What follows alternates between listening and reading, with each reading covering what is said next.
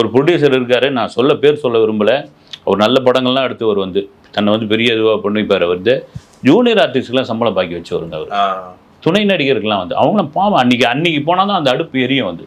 இது சொல்றதுக்கான இதுக்காக தானே வந்து உடைக்கிறாங்க. அவங்க வேலை கொடுக்காதது நம்ம தப்பு, வேலை வாங்குறது நம்ம இது வந்து. அதனால அவங்களுக்கு நான் சம்பளம் போய் சேரணும் அப்படின்னு இந்த விஷயத்துல வந்து. அது இல்லாம அந்த பெரிய மேடை நம்ம சொன்னா இவ்வளவு சர்ச்சையாகும் தெரிஞ்சுதானே சார் சிவகார்த்திகேயன் ஒரு வாட்டி செய்யறாரு. தெரிஞ்சுதான் பண்றாரு வந்து. அது தெரிஞ்சு பண்றதுக்கு மேல இந்த இடத்துல சொல்லணும்னா வேற எந்த சந்தர்ப்பத்தை சொல்ல முடியும்? அதுவும் ஒண்ணு இருக்கு இல்லைங்களா? அது எதிர்வினை ஆற்றணுன்றதுக்காக தான் பண்ணது வந்து. இது யாருடைய ஐடியாவா அல்லது இயற்கையா அவருக்கு வந்ததா அல்லது அவர் கத்துக்கிட்டாரான்னு தெரியல வந்து. ரொம்ப ரொம்ப புத்திசாலித்தனமான. ஏன்னா இன்னைக்கு தமிழ் சினிமா நெப்போட்டிசத்தினுடைய உச்சத்தில் இருக்குது. சிவகார்த்திகேயன் மாதிரியான ஒருத்தர்லாம் இனிமேல் கையை ஊனி கரணம் போட்டு தமிழ் சினிமாக்குள்ள எழுந்து வர முடியுமான்னு தெரியல வந்து. அந்த மாதிரி ஒரு சூழ்நிலை இருக்கும் பொழுது இதெல்லாம் பார்த்து உஷாரா இருங்கப்பா, நான் வந்துட்டு அந்த ரேஞ்சுக்கு வந்த பிறகு அதை தக்க வச்சுக்கிட்டு இருக்கேன்னு மிக சிறந்த உதாரணம் சிவகார்த்திகேயன்.